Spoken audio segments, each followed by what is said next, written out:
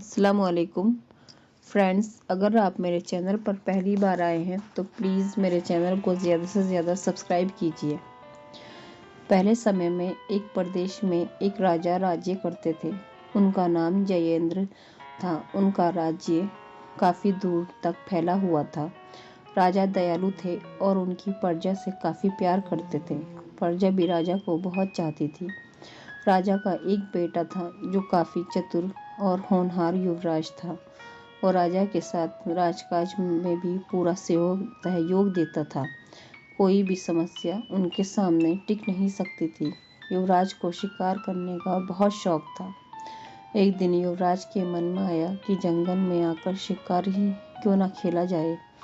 राजकुमार ने अपने दिल की बात राजा को बताई तो राजा ने भी खुशी खुशी से आज्ञा दे दी। उसने राजकुमार को हिदायत भी की, जहाँ भी कहीं रात गुजारोगे वहाँ के हाल चाल किसी के द्वारा मेरे पास ज़रूर भेजना, ताकि मैं तुम्हारी तरफ से बेफिक्र होकर अपना काम चलाता रहूं।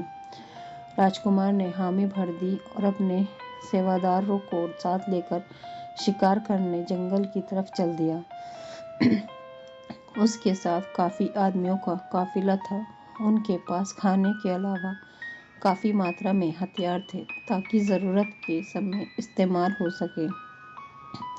काफिला अपना पड़ाव जंगल में कहीं भी डाल लेता था। शिकार खेलते हुए राजकुमार धनुर्विद्या में पूर्ण रूप से निपुण हो गया। काफिला शिकार खेलते हुए मनोरंजन करते हुए आगे बढ़ता गया। एक दिन राजकुमार शिकार करते करते जंगल में कहीं दूर निकल गया और रास्ता भटक गया। काफिला राजकुमार से दूर हो गया। सेवक राजकुमार को ढूंढते रहे और राजकुमार सेवकों को किसी का कोई पता नहीं चला। राजकुमार ने हिम्मत नहीं हारी। वह काफिले को यहाँ वहाँ देखता रहा। चलते चलते उसे प्यास लगी। नज़दीक में उसे कहीं पानी नहीं मिला। इतने बड़े जंगल में वह अकेला पड़ गया। एक जगह कुछ रुका और अपने इष्ट देवता को याद करके फिर आगे बढ़ गया।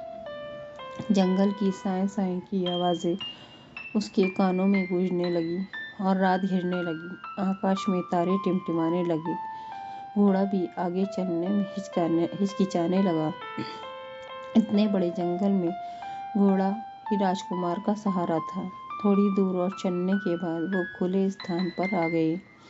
रात आधी बीत चुकी थी और घोड़ा राजकुमार दोनों प्यासे थे।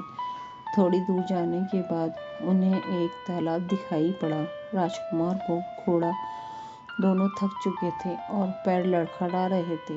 अचानक राजकुमार के कानों में मधुर स्वर सुनाई दिए।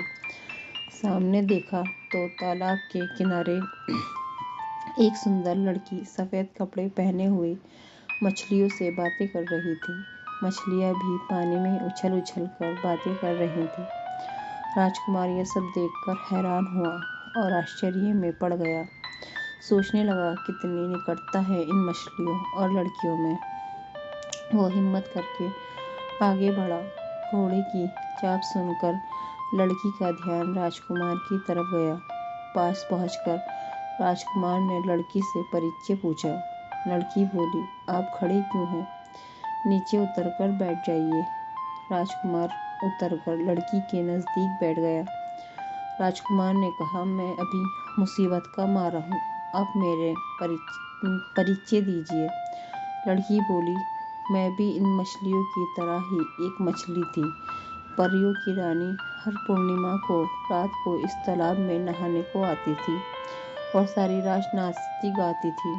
हम मछलियों को भी उनका नाचना गाना अच्छा लगता था। हम भी उनके साथ नाचते गाते। एक बार परियों की रानी ने मुझे नाचते हुए देख लिया।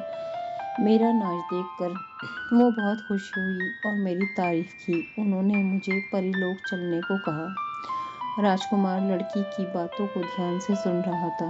फिर लड़की बोली, मैं परीलोक में जाने को राजी हो गई।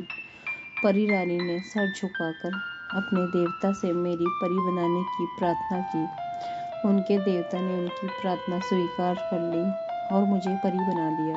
उसी दिन से मैं उन सबके साथ परीलोक में ही रहती हूँ। जब कभी जी करता है तो मैं अपनी इन सहेलियों को मिलने यहाँ आ जाया करती हूँ। उसके बाद राजकुमार ने अपने बारे में बताया और अपनी समस्या सामने रखी और बताया कि वह सुबह से भूखा प्यासा ही घूम रहा है। परी ने अपनी जादुई ताकत से राजकुमार के लिए खाना हाजिर किया। राजकुमार ने खाना खाया और पानी पिया। अपनी प्यास बुझाकर घोड़े का खाने का इंतजाम किया। लड़की और राजकुमार बैठकर देर तक बातें करते रहे। सुबह होने से पहले ही लड़की ने परीलोक पहुंचना था। अब परी जाने को तैयार हुई तो राजकुमार ने भी साथ चलने की इच्छा जाहिर की।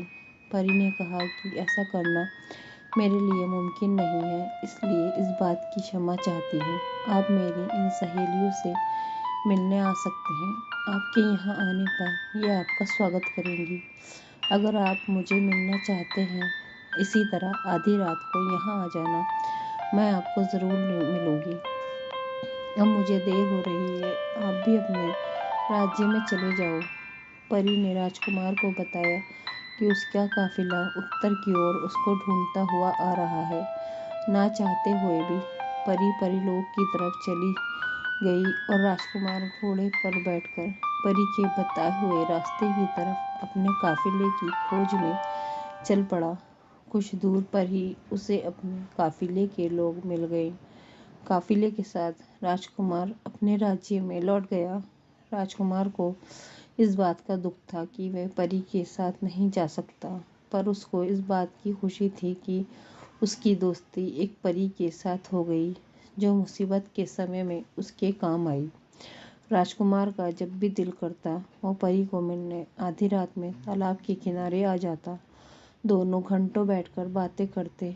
इस तरह उनका समय हंसी खुशी कटता रहा और दोनों को अपनी दोस्ती पर नाज था। वो हमेशा बहुत अच्छे दोस्त बनकर रहे।